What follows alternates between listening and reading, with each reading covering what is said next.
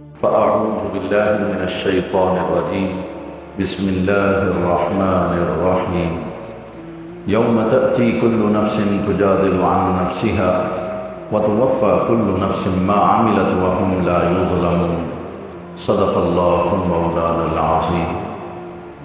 معزز اور محترم سامعین و حاضرین، رب کریم جل وعلا کا بے پناہ شکر ہے، اس نے ہمیں یہ توفیق عطا فرمائی ہے کہ ہم اتوار کے دن کچھ وقت اللہ کے مقدس کلام کی تفہیم کے لیے نکال کر اس کے گھر میں حاضر ہو جاتے ہیں، اور آج سورہ نحل کی آیت نمبر 111 سے تلاوت کرنے کا شرف حاصل کیا ہے۔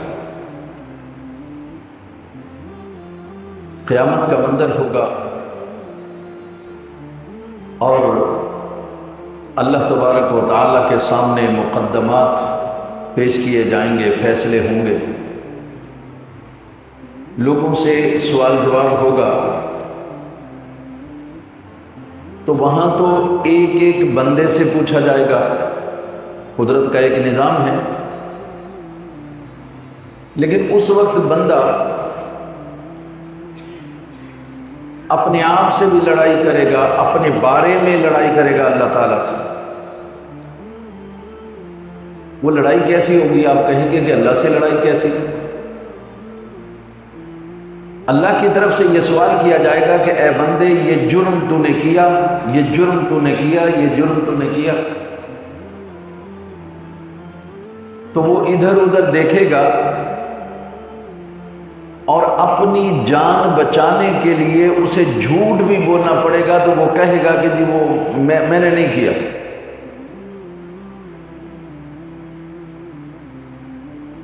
پھر اللہ تبارک و تعالیٰ فرشتوں سے فرمائے گا کہ اس کا نامہ اعمال لے کے آؤ۔ فرشتے پوری ہسٹری، اس کی تاریخ وہ لے کر کے آئیں گے اس کے سامنے۔ جب وہ اسے پڑھے گا، ایک ایک دن، مہینہ، وقت، سیکنڈ، منٹ سب لکھا ہو، اس نے اس وقت یہ کیا، اس وقت یہ کیا۔ جیسے اس کو پڑھے گا، دیکھے گا، اس کے بعد اس کو مجال انکار نہیں رہے گا، انکار نہیں کر سکے گا۔ پھر مجبور ہو جائے گا اور کہے گا کہ ہاں یہ میں نے کیا ہے، لیکن اس کی وجہ سے کیا، اس کی وجہ سے کیا، اس کے بہانے بنانے لگے۔ لیکن وہ جتنے بہانے بنائے گا، اس کے ہر بہانے کو اللہ کی طرف سے دلیل کے ساتھ رد کر دیا جائے گا۔ ایک تو اس کا یہ مفہوم ہے، اور دوسرا اس کا مفہوم یہ ہے، جب اللہ کے سامنے بندہ پیش ہوگا تو اللہ تبارک و تعالیٰ کہے گا کہ بندے تو نے یہ جرم کیا، تو وہاں تو اللہ تعالیٰ ہمارے اعضاء کو بھی زبان عطا فرمائے گا، یہ بھی بولیں گے، ہمارے خلاف گواہی دیں گے۔ لیکن یہ جو مٹی کا جسم ہے، یہ روح کے خلاف بات کرے گا اور کہے گا کہ اللہ، تو نے تو مجھے ڈنڈے کی طرح بنایا تھا، جیسے کوئی ایک شتیر ہوتا ہے، میں نہ ہل سکتا تھا، نہ دیکھ سکتا تھا، نہ بول سکتا تھا، نہ سن سکتا تھا، نہ چل سکتا تھا، نہ میرے ہاتھ پکڑ سکتے تھے، میں تو تھا ہی کسی قابل نہیں۔ مٹی سے تو نے مجھے بنایا، کھنکھناتی مٹی سے، سالوں تو نے مجھے دھوپ میں رکھا، میں ایسے ہی پڑا رہا۔ جس دن یہ میرے اندر داخل ہوئی نا، اس کے بعد یہ میرے اعضاء حرکت میں آ گئے، میرے پاؤں چلنے لگے، میرے ہاتھ پکڑنے لگے، میری آنکھیں دیکھنے لگی، میری زبان بولنے لگی، میرے کان سننے لگے، میرا دماغ سوچنے لگا۔ تو اے اللہ، میں نے کچھ نہیں کیا، یہ اس کا قصور ہے سارا، روح کا۔ اب اللہ تعالیٰ پوچھے گا روح سے، بھائی تو کیا کہتی اس بارے میں؟ وہ کہے گی کہ اے اللہ، میں تیرا حکم ہوں، میں نور ہوں، تو نے اندھیرے میں، اس اندھیرے کوٹھڑے میں، پنجرے میں مجھے تو نے داخل کیا، میں تو تیرے حکم سے اندر گئی، لیکن جیسے ہی میں گئی اندر، یہ سارے کام تو میرے تو کوئی ہاتھ نہیں تھا، میرا کوئی پاؤں نہیں تھا، میری کوئی آنکھیں نہیں تھی، میرے کان بھی نہیں تھے، تو یہ سارے اعضاء تو اس کے ساتھ لگے ہوئے ہیں، میرے پاس تو کچھ بھی نہیں، میں روشنی ہوں، میں نور ہوں، تو میں نے تو کچھ نہیں کیا، جو کچھ کیا اسی نے کیا ہے، میرا کوئی قصور نہیں۔ اب اللہ تبارک و تعالی ایک مثال انہیں دے کر پھر سمجھائے گا۔ وہ مثال کیا ہے؟ اللہ تعالیٰ ان سے فرمائے گا دیکھو ایک آدمی اندھا ہے اور ایک لولا لنگڑا ہے، ایک آدمی اندھا ہے، ایک لولا لنگڑا ہے، کھجوریں لگی ہیں یا کوئی بھی پھل لگا ہے، جو ٹھیک ٹھاک ہے اسے نظر نہیں آتا، جسے نظر آتا ہے اس کے ہاتھ کام نہیں کرتے۔ تو اب مجھے ایک بات بتاؤ کہ وہ جسے نظر آتا ہے وہ اس نابینا کو جس کے ہاتھ ٹھیک ہیں اسے اٹھا لیتا ہے یا اسے بتاتا ہے کہ ادھر ہے ادھر ہے ادھر ہے، ایسے پکڑو ایسے کرو؟ وہ جب کرے گا تو بتاؤ جرم کس نے کیا؟ ایک اندھا ہے ایک لولا لنگڑا، مل کے دونوں نے پھل اتار لیے، تو کس کا جرم ہوا؟ تو وہ کہیں گے جی وہ تو دونوں کا ہی ہوا۔ فرمایا روح اور جسم دونوں نے مل کے یہ کاروائی ڈالی، تم دونوں اس بات کے مجرم ہو کہ تم نے مل کر یہ کام کیا۔ تو اللہ تبارک و تعالیٰ یہ بات بتا کر کہ وہاں کوئی جھگڑا، کوئی اختلاف آپ کے کام آنے والا نہیں، کوئی بہانہ، کوئی حیلہ اللہ کی سزا سے بچنے کے لیے کام آنے والا نہیں ہے۔ ہاں وَتُوَفَّى كُلُّ نَفْسٍ مَا عَمِلَتْ، فرمایا ہر جان کو، ہر نفس کو اس کے کیے کا پورا پورا اجر دیا جائے گا۔ وَهُمْ لَا يُظْلَمُونَ، اور کوئی زیادتی، کوئی ظلم نہیں کیا جائے گا۔ وہ زیادتی یا ظلم کیا ہے اس معاملے میں کہ ایک بندہ نیکوکار ہے اور اس کی ہزاروں نیکیاں ہیں، لاکھوں نیکیاں ہیں، تو اگر ہم ان لاکھوں نیکیوں کے بدلے میں صرف 1000 نیکی کا ہی بدلہ دیں، باقی کا نہ دیں، تو یہ ظلم ہے۔ ایک بندے نے گناہ کیا 1 لاکھ روپے کا، آپ نے سزا دے دی 1.5 لاکھ روپے کی، تو یہ ظلم ہے۔ تو اللہ کہہ رہا ہے کہ وہاں پر کوئی ظلم نہیں ہوگا۔ کیا مطلب؟ جتنی نیکیاں کسی نے کی ہیں ان نیکیوں سے کمی نہیں کی جائے گی، بلکہ نیکیوں کا اجر بڑھا کر کے دیا جائے گا، اور یہ اللہ کا فضل ہے۔ اگر اللہ تعالیٰ 1 لاکھ نیکیوں کے بدلے میں 2 لاکھ نیکیوں کا ثواب دے دے تو یہ اس کا مہربانی ہے، کرم ہے اس کا۔ اسی طرح سے سزا جو بنتی ہے وہ سزا تو اس کی بنتی ہے 200 نیکیوں کی، 200 گناہوں کی، لیکن اللہ تبارک و تعالیٰ صرف 50 گناہوں کی اسے سزا دیتا ہے، باقی معاف کر دیتا ہے، تو یہ اس کا فضل ہے۔ تو اللہ تعالیٰ کہہ رہے ہیں وَهُمْ لَا يُظْلَمُونَ، فیصلہ کرتے ہوئے نیکوکاروں اور بدکاروں کے ساتھ کوئی زیادتی نہیں ہوگی، جو عمل کیا ہے انہوں نے ان کے کیے کا ان کو بدلہ دیا جائے گا۔ یہ آخرت کی بات کرنے کے بعد ایک گاؤں کی، دیہات کی، شہر کی مثال اللہ تعالیٰ نے دی ہے۔ وَضَرَبَ اللَّهُ مَثَلًا قَرْيَةً كَانَتْ آمِنَةً مُطْمَئِنَّةً، اور اللہ نے ایک کہانی بیان کی ہے، ایک قصہ بیان کیا ہے ایک بستی کا جہاں امن تھا، سکون تھا، اطمینان تھا۔ یأتیہا رزقہا رغدا من کل مکان، چاروں طرف سے رزق کے وسائل بہتے چلے جا رہے تھے، یعنی رزق کے وسائل اتنے تھے کہ بہہ رہے تھے، گویا دریا بہہ رہے تھے رزق کے۔ ہم من کل مکان، چاروں طرف سے، ہر طرف سے رزق برس رہا تھا۔ فکفرت بانعم اللہ، لیکن ان بستی والوں نے اللہ کی ان نعمتوں کا انکار کیا۔ فأذاقها اللہ لباس الجوع والخوف، اللہ تعالیٰ نے ان بستی والوں کو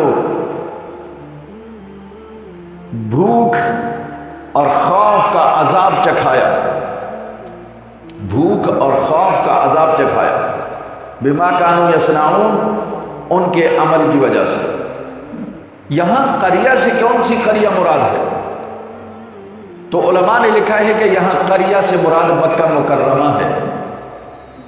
اس کی وجہ ہے ابتدائے آفرینش سے مکہ مکرمہ ایک عظیم عزت اور برکت والی جگہ رہی ہے۔ اللہ کا گھر بھی پہلا یہیں تعمیر کیا گیا۔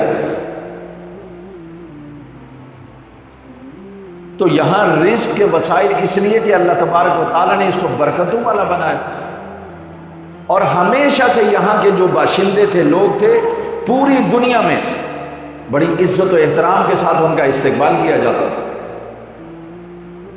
قافلے لوٹنا، چوریاں کرنا، یہ ان کا پیشہ تھا۔ اس کے باوجود اگر انہیں پتہ چل جاتا تھا یہ مکے سے آیا ہے، تو اس کی جان بھی محفوظ، اس کا مال بھی محفوظ، اس کی سواری بھی محفوظ ہوتی، یعنی اس کی طرف کوئی ہاتھ نہیں بڑھاتا تھا۔ آپ کہہ سکتے کوئی میلی آنکھ سے نہیں دیکھتا تھا، کہتے تھے یہ اللہ کے گھر سے آیا، بیت اللہ سے آیا، مکہ مکرمہ سے آیا۔ لیکن پھر ہوا یہ، وہاں رزق کی فراوانی تو اللہ نے دی تھی، برکت تھی۔ ان کے قافلے شام جاتے تھے، یمن جاتے تھے، بصرہ جاتے تھے، مختلف علاقوں میں جاتے تھے۔ ہندوستان سے بھی مال جایا کرتا تھا، فارس سے آتے تھے قافلے، روم سے آیا کرتے تھے۔ تو تجارتی مرکز اور منڈی ہونے کی وجہ سے وہاں دنیا بھر کی ہر چیز میسر تھی، لہذا وہاں کے باشندے بڑے مفلوق الحال اور بڑے مرفع الحال اور بڑے ہی مطمئن امن میں سکون میں رہنے والے اور بڑی پرآسائش زندگی بسر کرنے والے تھے، کیونکہ رزق کی فراوانی ہو رہی تھی۔ لیکن پھر اچانک ایک کام ہوا، وہ کام یہ ہوا کہ رسول اللہ صلی اللہ علیہ وسلم، اللہ کے پیغمبر، آخری پیغمبر وہاں آ گئے۔ اب چاہیے یہ تھا کہ جب اللہ کے آخری پیغمبر آ گئے تو یہ ان کی بات مانتے، ان کی اطاعت کرتے، ان کی فرما برداری کرتے۔ تو اللہ کا اصول یہ ہے کہ جو اس کی اطاعت کرتا ہے، فرما برداری کرتا ہے، گویا کہ اللہ کی نعمتوں پر اس کا شکر بجا لاتا ہے، تو اللہ تعالیٰ نعمتوں میں اضافہ کر دیتا ہے۔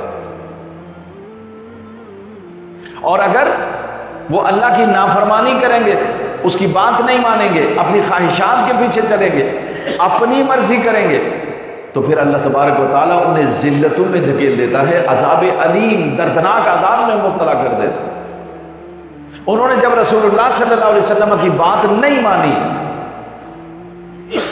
تو پھر اللہ تبارک و تعالیٰ نے انہیں بھوک میں مبتلا کر دیا۔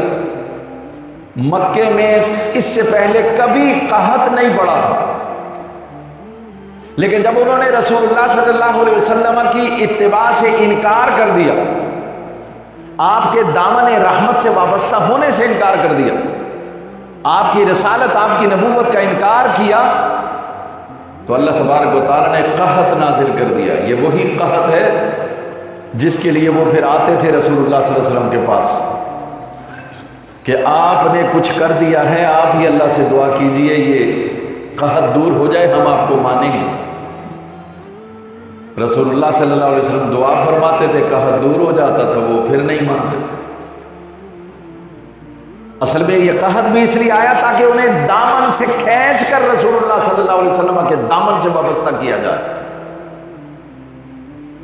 یہ کوئی عذاب نہیں تھا، لیکن یہ چھوٹی چھوٹی باتیں اس لیے حادثے ہوتے ہیں تاکہ انسان کو عقل آ جائے، سوچ آ جائے، وہ سیدھی راہ پر آ جائے۔ اور دوسرا، انہیں خوف یہ ستانے لگا، یہ مسلط کر دیا اللہ نے، ہر وقت دن رات ان کو رسول اللہ صلی اللہ علیہ وسلم کی طرف سے حملے کا خوف ہوتا تھا۔ انہیں یہ خوف ہوتا تھا کہ ابھی بھی مسلمان آ جائیں گے اور ہم پر حملہ کر دیں گے۔ اسی خوف کو مٹانے کے لیے کبھی وہ بدر میں آئے، کبھی احد میں آئے، کبھی خندق میں آئے، اور جو وہاں موجود تھے یہود، انہوں نے بھی کوشش کی لیکن اللہ تبارک و تعالی هو الذی ارسل رسولہ بالہدی والدین الحق لیظہرہ علی الدین کلہ، وہ اللہ ہے جس نے اپنے رسول کو بھیجا حق کے ساتھ تاکہ دین کو غالب کر دے ساری، ولو کرہ المشرکون، اگرچہ مشرکوں کو یہ بات ناپسند ہو۔ تو اللہ نے اپنے دین کو غالب کر دیا، تو ہمیشہ وہ خوف میں رہے کہ مسلمان اب آئے اب آئے اب آئے، تو انہیں خوف رہتا۔ یہ ساری جنگوں کے پیچھے اگر آپ دیکھیں گے تو یہی خوف تھا کہ کہیں آ نہ جائیں، ان کی طاقت ختم کر دو، ان کو ختم کر دو، ان کو مٹا دو، ان کو ایسا کرو ایسا کرو، یہ خوف کے مارے۔ اللہ کہہ رہا ہے بما کانوا یصنعون، انہیں ہم نے قحط یعنی بھوک اور خوف میں اس لیے مبتلا کیا کہ انہوں نے کام ہی ایسا کیا، یعنی رسول اللہ صلی اللہ علیہ وسلم کا انکار کیا۔ تو اللہ کی تو اعلان یہ ہے کہ محمد سے وفاتوں نے تو ہم تیرے، یہ جہاں چیز ہے کیا، لوح و قلم تیرے ہیں، یعنی یہ جہاں کوئی چیز نہیں، اگر تم میرے محمد کے وفادار بن جاؤ، اگر آپ کی دعوت کو قبول کر لو، اگر آپ کی دامن رحمت سے وابستہ ہو جاؤ، تو یہ کائنات تو کچھ بھی نہیں ہے بھائی، سب تمہارے تابع ہو جائے گا، قلم دے دوں گا، دوات دے دوں گا، جو لکھو گے وہ ہوگا، تمہارا مقام اور مرتبہ اتنا بڑھ جائے گا۔ لیکن انہیں یہ بات سمجھ میں نہ آئی، اس لیے اللہ تبارک و تعالیٰ نے انہیں قحط میں مبتلا کر دیا۔ لیکن ایک بات، چلیے ہم مفسرین کی یہ بات مان لیتے ہیں کہ اس سے مراد مکہ مکرمہ ہی ہے، لیکن یہ قرآن تو قیامت تک کے لیے پیغام بن کے آیا۔ تو دنیا میں جہاں کہیں کے لوگ، کسی ملک یا شہر کے لوگ جب اللہ کی نافرمانی کریں گے، اس کے رسول سے بغاوت کریں گے، ان کا حال یہی ہوگا، قحط میں مبتلا ہوں گے، خوف میں مبتلا ہوں گے۔ کہیں دور جانے کی ضرورت نہیں، یہ کراچی شہر جن لوگوں نے 1978-79 سے لے کر کے 1985 تک کا کراچی دیکھا ہے، ان سے پوچھ لیجئے، اگر آپ نے دیکھا ہے تو اچھی بات ہے، جانتے ہو، امن، سکون، کاروبار اور ہر طرف ریل پیل، رزق کے اتنے وسائل کے ملک بھر سے لوگ یہاں آ کے رزق تلاش کرتے اور اللہ انہیں دیتا تھا۔ ایم اے جنا روڈ سرسبز درختوں سے بھرا ہوتا تھا، ہر درخت پر 3-4 گھر ہوتے تھے، لوگ سوتے تھے اس پر، اس کے نیچے بھی سوتے تھے، چرنگیاں خوبصورت، ان چرنگیوں میں لوگ سوتے تھے، سارا دن مزدوری کرتے تھے، امن، سکون، اطمینان، روزی، رزق، کوئی پریشانی نہیں، کوئی خوف نہیں تھا۔ جب لوگوں نے چوریاں شروع کر دی، ڈاکے شروع کر دیے، کرپشن شروع کر دی، تو پھر اللہ تبارک و تعالیٰ کا عذاب آ گیا، پھر اللہ نے خوف میں مبتلا کر دیا، ابھی جان چلی جائے گی، ابھی ہتھوڑا گروپ آ جائے گا، ابھی رات کو مار دیا جاؤں گا، ابھی لاش ایسا ہو جائے گی، لاش بوری بند ہو جائے گی، یہ ساری باتیں ہو گئی، ایسا خوف میں مبتلا کیا اللہ تعالیٰ نے، آج تک لوگوں کے دلوں سے خوف نکلا نہیں۔ ہاں، اس کا مطلب یہ ہوا کہ قیامت تک کے لیے بھی جس شہر کے لوگ، جس ملک کے واسی اللہ اور رسول کی نافرمانی کریں گے اور اس کے دین کے مطابق فیصلے نہیں کریں گے، تو وہ ظالم بھی ہوں گے، فاسق بھی ہوں گے، کافر بھی ہوں گے، انہیں خدا قحط میں بھی مبتلا کرے گا۔ یہ مہنگائی جو ہے نا، یہ اس کو اس انداز سے سوچئے تو یہ قحط ہے، اتنی مہنگائی، اور پھر اس کے بعد خوف، جان کا خوف، مال کا خوف، آپ گھر سے نکلے ہیں، ابھی تک آپ محفوظ نہیں، آپ پتہ نہیں میں خیریت سے گھر آؤں گا یا نہیں آؤں، حادثات ایسے ہو رہے، ناگہانی حادثات، پتہ ہی نہیں چلتا۔ اس کا مطلب یہ ہے کہ ہمارے شہر کے ساتھ بھی یہ بیت رہی ہے، اور جب تک ہم اللہ اور رسول کی طرف رجوع نہیں کریں گے، توبہ نہیں کریں گے، جب تک ہم اپنے معاملات کو اللہ اور رسول کے احکامات کے مطابق نہیں ڈھالیں گے، اپنے فیصلے چاہے وہ انفرادی ہوں، چاہے وہ اجتماعی ہوں، شہری ہوں یا ملکی، جب تک ہم یہ توبہ کرنے کے بعد یہ اللہ سے وعدہ نہیں کر لیں گے کہ اللہ آج کے بعد سارے فیصلے تیرے حکم کے مطابق ہوں گے، مجھے امید ہے انشاءاللہ آپ بہت ہی زیادہ خوشحال ہو جائیں گے اور آپ کو یہ خوف کے سائے چھٹ جائیں گے. یہ جو آپ پر مہنگائی ہے، قحط ہے اور بے روزگاری ہے، یہ ختم ہو جائے گی. لیکن اللہ ہمیں اپنے محبوب کی پیروی کی توفیق عطا فرمائے. پھر فرمایا وَلَقَدْ جَاءَهُمْ رَسُولٌ مِّنْهُمْ فَكَذَّبُوهُ فَأَخَذَهُمُ الْعَذَابُ وَهُمْ ظَالِمُونَ. فرمایا ان کے پاس رسول انہی میں سے تشریف لایا تھا. ان کا قصور کیا تھا کہ رسول تو انہی میں سے تھے. جیسے رشتے ہوتے ہیں خاندان میں، کسی کا بھائی، کسی کا چچا، اسی طرح رشتے ماموں، وہ سارے رشتے. لیکن فَكَذَّبُوهُ، مکہ والوں رسول اللہ صلی اللہ علیہ وسلم کی رسالت کا انکار کیا، ان کو جھٹلایا. فَأَخَذَهُمُ الْعَذَابُ، تو اللہ کے عذاب نے ان کو پکڑ لیا. وَهُمْ ظَالِمُونَ، وہ اس لیے کہ وہ ظلم کر رہے تھے. انصاف کا تقاضا یہ تھا، جب اللہ کی ہر نعمت تمہیں میسر ہے اور سب سے بڑی نعمت اطمینان ہے، سکون ہے، حفاظت ہے، آپ اپنے آپ کو محفوظ سمجھیں، اطمینان ہو، سکون ہو، عدل اور انصاف ہو، رزق کی فراوانی ہو، تو پھر تقاضا اس کا یہ ہے کہ ہم بھی تو شکر گزاری کریں. اس کا تقاضا یہ ہے کہ ہم شکر گزاری کریں، عیاشی نہ کریں، ظلم نہ ڈھائیں، زیادتی نہ کریں دولت کے بل بوتے پر، بلکہ اللہ کا شکر بجا لائیں. تو انہوں نے شکر ادا نہیں کیا، دامن رحمت سے وابستہ نہیں ہوئے، اس لیے اللہ کہہ رہا ہے کہ وَهُمْ ظَالِمُونَ، انہوں نے ظلم کیا. فرمایا فَكُلُوا مِمَّا رَزَقَكُمُ اللَّهُ حَلَالًا طَيِّبًا، تو بھائی اللہ کی جو روزی ہے حلال، طیب، پاکیزہ، جو اللہ نے تمہیں دی ہے اس میں سے کھاؤ، زیادتی نہ کرو، ظلم نہ کرو. وَاشْكُرُوا نِعْمَتَ اللَّهِ، اور تم اللہ کی نعمتوں کا شکر ادا کرو تاکہ اللہ اپنی نعمتوں کو اور زیادہ تم پر نازل فرما. لَإِن شَكَرْتُمْ لَأَزِيدَنَّكُمْ، اگر تم شکر ادا کرو گے تو میں تمہاری نعمتوں میں اضافہ کر دوں. وَلَئِن كَفَرْتُمْ، اگر تم نے ناشکری کی، إِنَّ عَذَابِي لَشَدِيدٌ، تو میرا عذاب بڑا سخت ہے. پھر اس کی پکڑ میں آ جاتا ہے بندہ.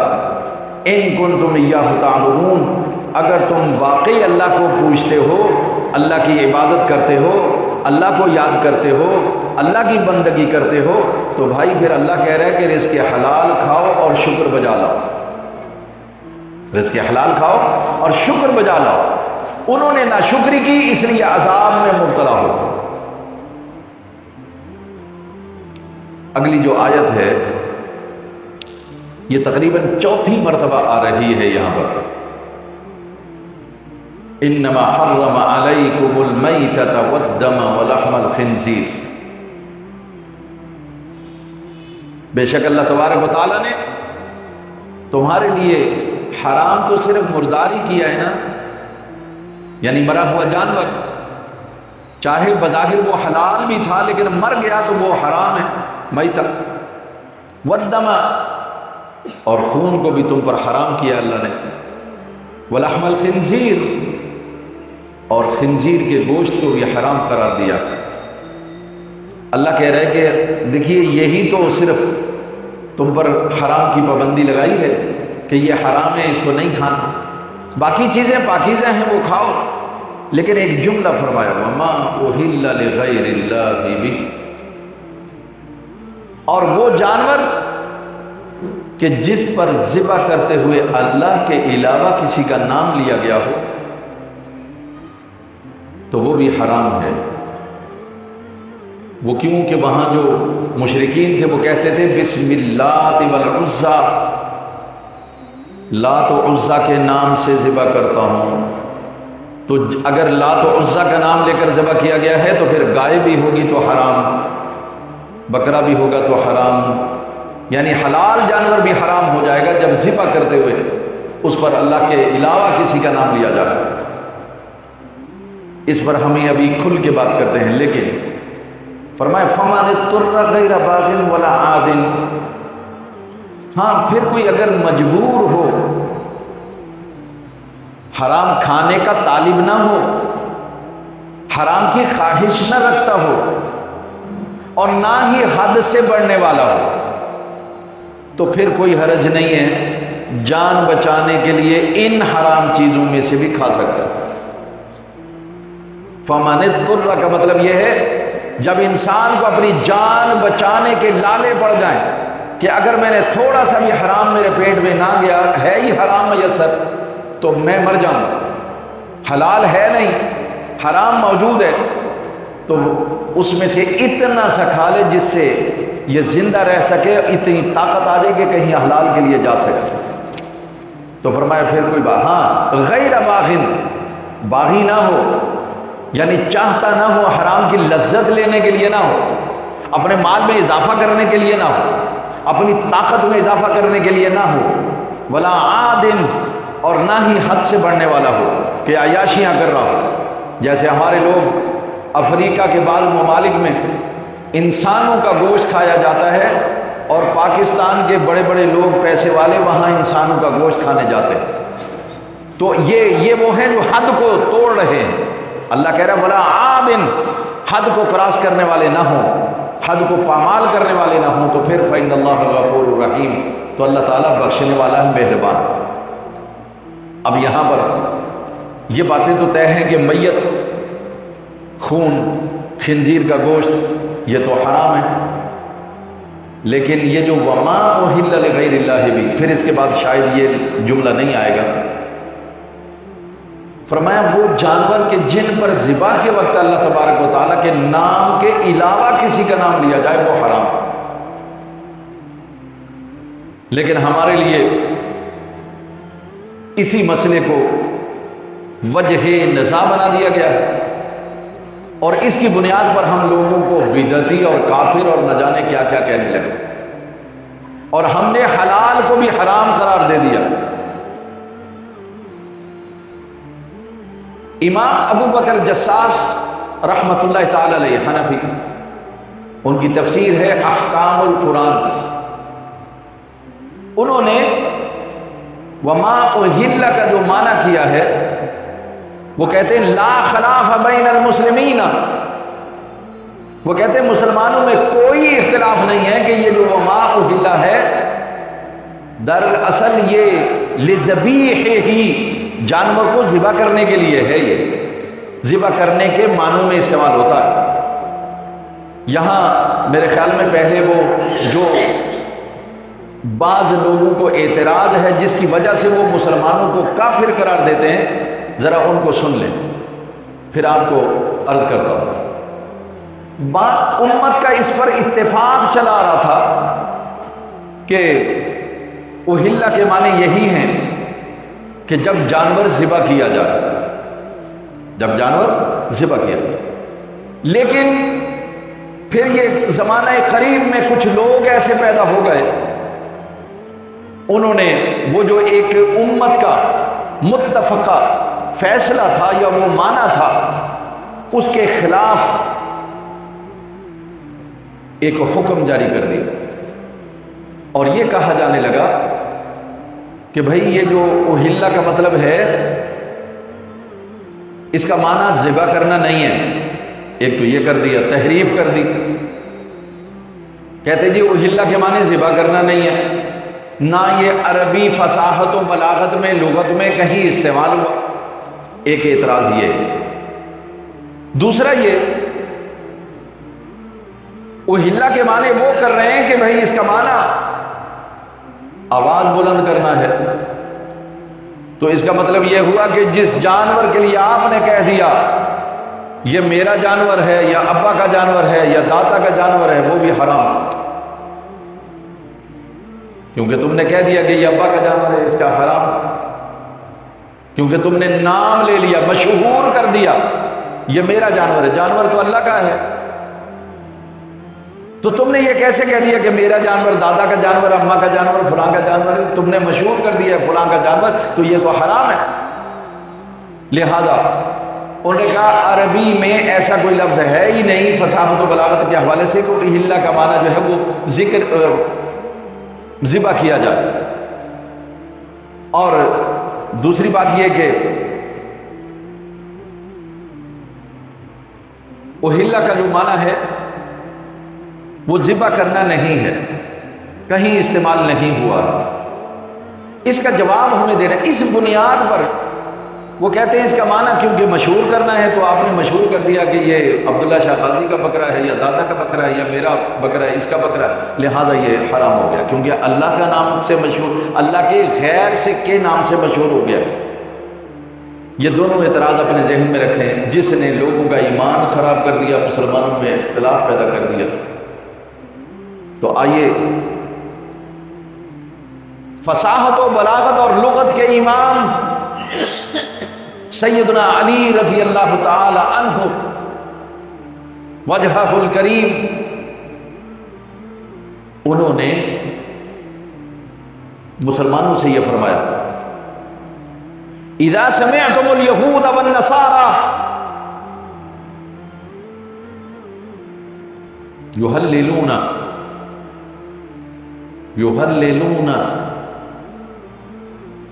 لات والعزیٰ، جب تم اپنے کان سے سنو کہ یہود و نصارہ نے ذبح کرتے ہوئے لات و عزیٰ کا نام لیا ہے، فرمایا فلا تاکلوا، وہ گوشت مت کھانا۔ اذا سمعتم اليہود والنصارى، اگر تم نے یہود و نصارہ کو خود سنا ہے، اذا احللتم اذا اہل، جب وہ ذبح کریں تب اگر تم سن لو کہ انہوں نے کسی اور کا نام لیا تو فلا تاکلوا، اس گوشت کو مت کھانا۔ لیکن اگر تم خود نہ سنو تو پھر کیا ہے، وہ کھا لینا، کیونکہ اللہ نے اسے حلال قرار دیا۔ اہل کتاب ہے نا، تو حضرت علی کے فرمان یہ ہے کہ اللہ کو پتہ ہے انہوں نے کیا پڑھا، کانوں سے سن لو تو پھر نہیں کھانا، کیونکہ تم نے خود سن لیا، حجت بن گئی کہ اللہ کے علاوہ کسی کا نام لیا گیا، لہذا یہ حرام ہو گیا۔ لیکن اگر تم خود نہ سنو، صرف بدگمانی کی بنیاد پر تم نہیں کھاؤ گے، یعنی تم نہ کھانا پر عمل نہیں کرو گے، بدگمانی نہیں کرنا، اللہ کو پتہ ہے اس نے کیا پڑھا، بس تم کھا جاؤ کیونکہ تم نے خود تو نہیں سنا۔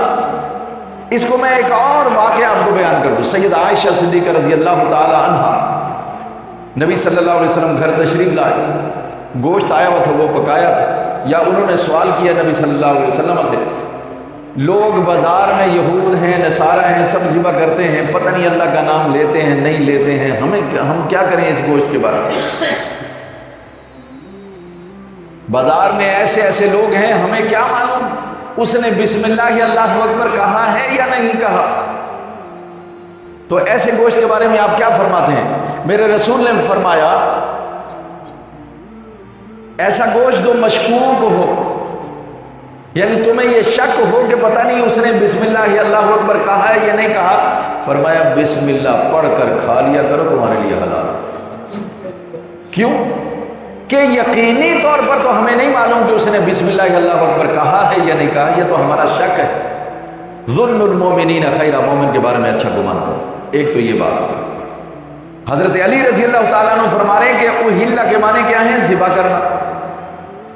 اچھا، اس کے علاوہ امام فخر الدین رازی رحمۃ اللہ تعالیٰ علیہ، امام ابو بکر جساس رحمۃ اللہ تعالیٰ علیہ، اور مفسر شہیر امام خازن رحمۃ اللہ تعالیٰ علیہ، انہوں نے اہل کے معنی ذبح ہی کیا، بلکہ اکثر مفسرین کا یہی کہنا ہے کہ اہل کے معنی ذبح کرنا ہے، اہل کے معنی ذبح کرنا۔ چلیے، ایک تو یہ بات ثابت ہو گئی کہ اہل کا جنہوں نے معنی ذبح نہ ہونا کیا ہے اور اس بنیاد پر وہ اس کو حرام قرار دیتے، تو وہ اس سے سبق پکڑے، عبرت پکڑے اور اپنی اصلاح کر لیں۔ دوسرا یہ کہ اہل کے معنی آواز بلند کرنا۔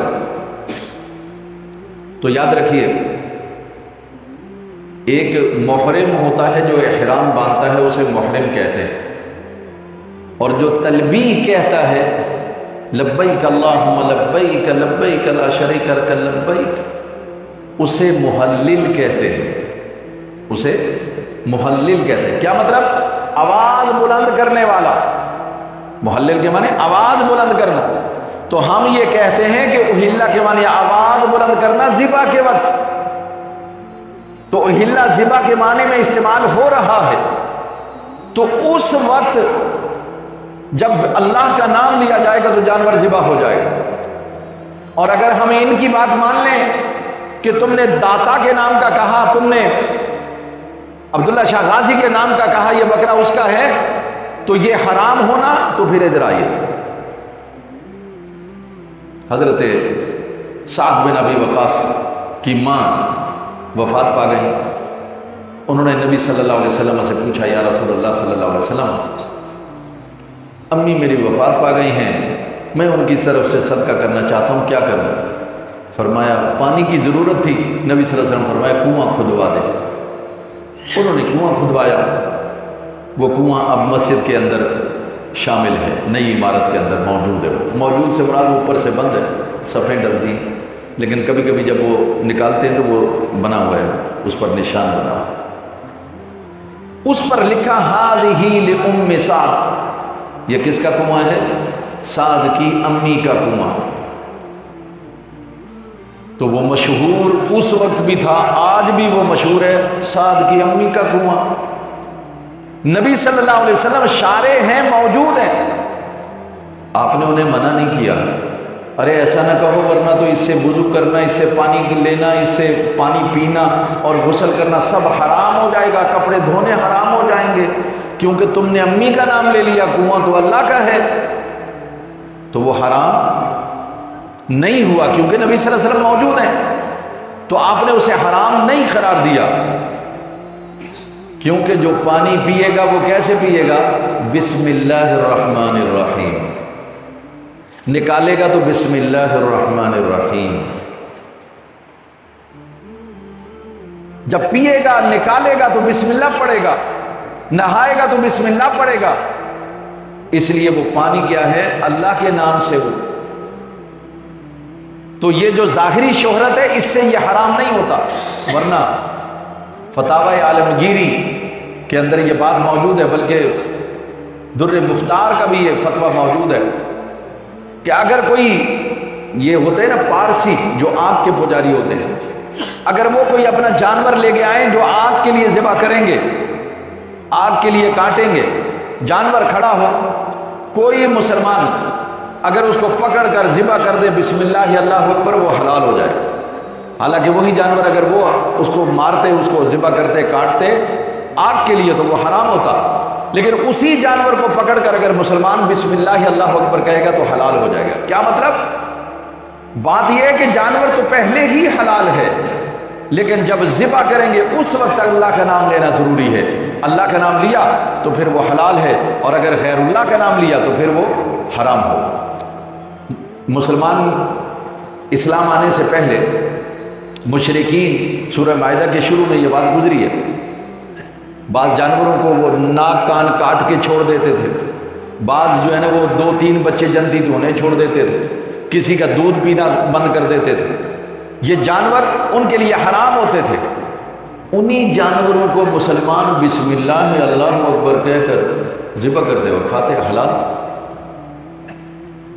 اس کا مطلب یہ ہے وما اہل بہ وما اہل لغیر اللہ بہ، اس کا مطلب یہ نہیں ہے کہ جس جانور کو تم نے منسوب کر دیا یہ وہ مشہور ہو گیا کہ یہ عبداللہ شاہ غازی کے لیے تو وہ حرام، نہیں، جب ذبح کریں گے پھر دیکھیں گے کہ عبداللہ شاہ غازی کا نام لیا یا اللہ کا نام لیا، بس اگر ذبح کرتے ہوئے اللہ کا نام لیا تو وہ جانور حلال ہے، وہ جانور حلال ہے۔ تو یہ بات اپنے ذہن میں رکھنی ہے۔ جنہوں نے اس کا ترجمہ اوہلہ کو ذبح کا معنی اس کا نہیں مانا، انہوں نے امت سے اختلاف کیا، اجماع امت سے اختلاف کیا، وہ گمراہ ہیں، انہیں اپنی اصلاح کر لینی چاہیے۔ اور یہ کہنا کہ یہ شہرت ہو گئی، تو شہرت تو بہت ساری چیزوں کی ہے، میں نے آپ کو ام سعد کا حوالہ بھی دیا ہے۔ شاہ عبدالعزیز محدث دہلوی رحمۃ اللہ علیہ کے والد گرامی شاہ ولی اللہ محدث دہلوی رحمۃ اللہ علیہ، انہوں نے بھی یہی بات لکھی اور ام سعد کے کنویں کا حوالہ دیا، اور انہوں نے کہا کہ بھائی کیا ہے نظر ماننا، کسی نے نظر مانی، اس حوالے سے وہ کہ بھائی نظر ماننا 2 طرح سے، ایک شرعی نظر ہے، ایک عرفی ہے۔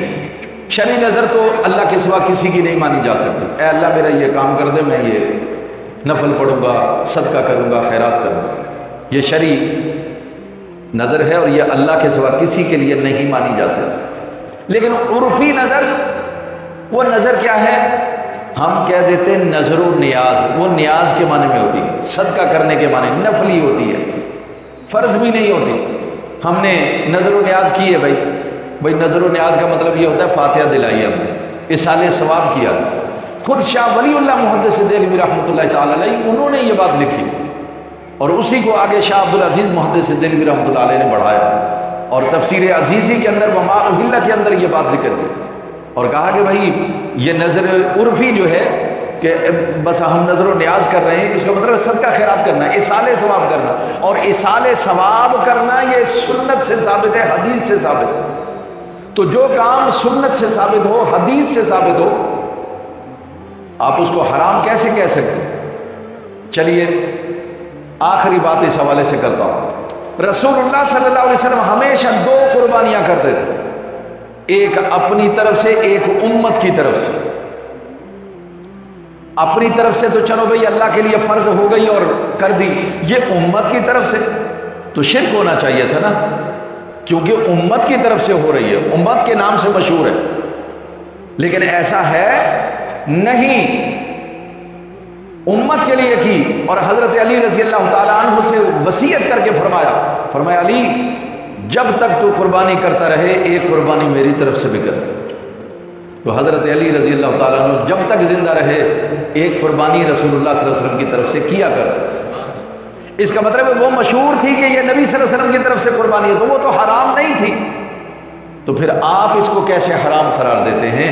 اس لیے کسی نام سے مشہور ہو جانے سے وہ چیز حرام نہیں ہوتی، معاملہ ہے اللہ کا نام لیا ہے ذبح کے وقت کہ نہیں؟ اگر اللہ کا نام لیا ہے تو وہ جانور حلال، اور اگر اللہ کا نام نہیں لیا تو پھر وہ جانور چاہے بکری ہی کیوں نہ ہو وہ حرام۔ چلیے امید ہے کہ آپ کو اس سے فائدہ ہوا ہوگا۔ فرمایا وَلَا تَقُولُوا لِمَا تَصِفُ أَلْسِنَتُكُمُ الْكَذِبَ هَذَا حَلَالٌ وَهَذَا حَرَامٌ لِتَفْتَرُوا عَلَى اللَّهِ الْكَذِبَ۔ فرمایا یہ جو تم نے باتیں بنا رکھی ہیں، ایسے لوگوں کو سوچنا، یہ جو تم نے باتیں بنا رکھی، تمہاری زبانیں جھوٹ بولتی رہتی ہیں، یہ حلال ہے، یہ حرام ہے، یہ حلال ہے۔ تمہیں کیا حق پہنچتا ہے کہ تم کسی کو حلال کرو، کسی کو حرام کرو؟ یہ حلال اور حرام کا حق صرف اللہ کو ہے، اس کے رسول کو ہے، کسی کو یہ حق حاصل نہیں ہے۔ اور یہ یاد رکھیں الحلال بین والحرام بین، جو چیز حلال ہے وہ بھی واضح، جو حرام ہے وہ بھی واضح۔ اور ائمہ کرام نے یا فقہا نے وہ جو حلت و حرمت ہے اس میں علتیں تلاش کی ہیں، اسباب تلاش کیے ہیں، ان اسباب کی بنیاد پر اسی کا حکم وہاں پر لگایا، یعنی خود سے حرام قرار نہیں دیا، اس کے اندر کوئی نہ کوئی سبب تھا، کوئی علت تھی، وہی علت وہی سبب کہیں اور پایا گیا تو فقہا نے وہی حکم لا کر کے اس پر لگا دیا۔ فقہا نے یہ کام کی، علل و اسباب کا تلاش کرنا، بس یہ علماء کا فقہا کا کام ہے۔ تو کوئی شخص اپنی طرف سے کسی چیز کو حرام یا حلال قرار نہیں دے سکتا۔ اس میں ذرا سن لیں، یعقوب علیہ السلام نے اپنے اوپر گوشت کا اونٹ کا گوشت حرام قرار دے دیا تھا، اللہ نے ان پر اونٹ حرام نہیں کیا تھا، انہوں نے خود اپنے اوپر حرام قرار دے دیا کہ بھئی میں نہیں کھاؤں گا۔ تو اللہ تبارک و تعالیٰ کہہ رہے کہ بھئی یہ تمہیں کس نے حق دیا ہے کسی کو حرام کو حلال کرو؟ یہی بات مکے والوں کے لیے بھی تھی، کسی کو صاحبہ، کسی کو صائمہ، کسی کو کیا کیا نام دے کر، کسی کے کان کاٹ کر، کسی کے ناک کاٹ کر، کسی کو کس طرح سے وہ چھوڑ دیتے تھے اور کہتے ہیں حرام، اس کا دودھ پینا حرام ہے، اس سے کام لینا حرام ہے وغیرہ۔ تو اللہ کہہ رہا ہے بھائی تمہیں کس نے کہا ہے کہ یہ حرام ہے یہ حلال ہے؟ یہ تمہارا کام ہے، اللہ اور رسول کا حق ہے وہ کسی چیز کو حلال قرار دیں، کسی کو حرام قرار دیں۔ تو تم اپنی زبانیں مت چلاؤ، وَلَا تَقُولُوا لِمَا تَصِفُ أَلْسِنَتُكُمُ الْكَذِبَ، یہ جو تمہاری زبانیں جھوٹ بکنے پر لگی ہوئی ہیں یہ مت بولو، إِنَّ الَّذِينَ يَفْتَرُونَ عَلَى اللَّهِ الْكَذِبَ لَا يُفْلِحُونَ، جو لوگ اللہ پر جھوٹ باندھتے ہیں، اس نے تو حرام قرار نہیں دیا، تم نے حرام قرار دے دیا، تو فرمایا لا یفلحون، کبھی کامیاب نہیں۔ یعنی اللہ اور رسول کے حرام کردہ چیز کو حلال کر لینا اور حلال کردہ چیز کو حرام کر دینا، یہ جو بھی ایسا کرے گا لا یفلحون، زندگی مرتا مر جائے گا لیکن کبھی کامیاب نہیں ہوگا۔ ضروری ہے کہ ہر معاملے میں حلال و حرام جو اللہ نے کر دیا، اس کے رسول نے کر دیا، اس کو سامنے رکھیں۔ فرمایا متاع قلیل، یہ دنیا کے لیے اگر تم حلال و حرام کی تمیز کو بھول گئے ہو تو متاع قلیل، یہ تو تھوڑا سا ہے بھائی، متاع قلیل یہ تھوڑا سا ہے، وَلَهُمْ عَذَابٌ علیم، اور اگر تم اس کو نہیں چھوڑو گے تو مال تو تمہیں کوئی فائدہ نہیں دے گا اور دردناک عذاب میں اللہ تعالیٰ مبتلا کر دے گا۔ اللہ سے دعا ہے کہ رب العالمین ہمیں حلال و حرام کی تمیز عطا فرمائے اور جو اس کے احکامات ہیں ان پر مکمل طور پر عمل کرنے کی توفیق عطا فرمائے۔ الحمدللہ رب العالمین والصلاة والسلام علی سید الانبیاء والمرسلین وعلی آلہ واصحابہ اجمعین۔ رب زدنا علما نافعا وعملا مقبولا ولسانا ذاکرا وقلبا منورا وایمانا مستقیما ودعاء مستجابا۔ رب اشرح لي صدري ويسر لي امري واحلل عقدة من لساني يفقهوا قولي۔ اللهم اجعلني من الذين يستمعون القول فيتبعون احسنه برحمتك يا ارحم